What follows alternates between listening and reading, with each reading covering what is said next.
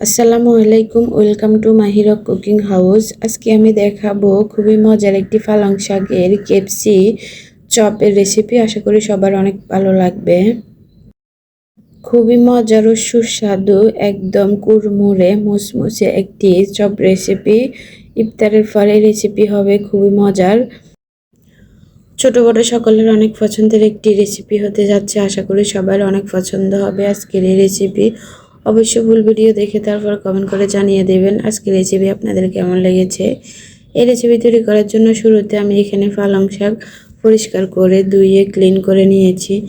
তারপর এখানে আগে থেকে বেসনের মিশ্রণ গুলিয়ে রেখেছিলাম। এখন বেসনের মিশ্রণের মধ্যে এভাবে মিক্স করে ডুবিয়ে চুবিয়ে তারপর গরম তেল অ্যাড করে দেব একটি করে পাতা।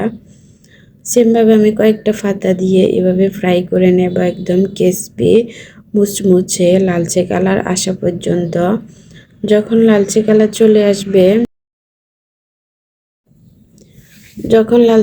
চলে আসবে এই পর্যায়ে আমি তেল থেকে তেল ঝরিয়ে উঠিয়ে রাখবো। সেম প্রসেসে আমি সবগুলো তৈরি করে নেব।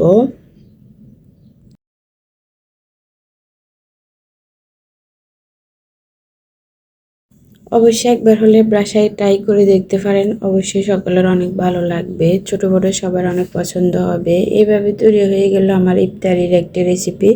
আশা করি সবার অনেক পছন্দ হয়েছে আজকের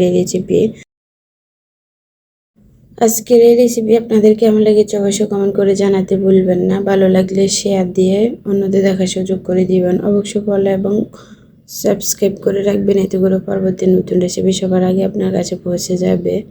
সো এনাফ টুডে গাইস, এতক্ষণ আমার ফুল ভিডিও দেখার জন্য অসংখ্য ধন্যবাদ। আল্লাহ হাফেজ।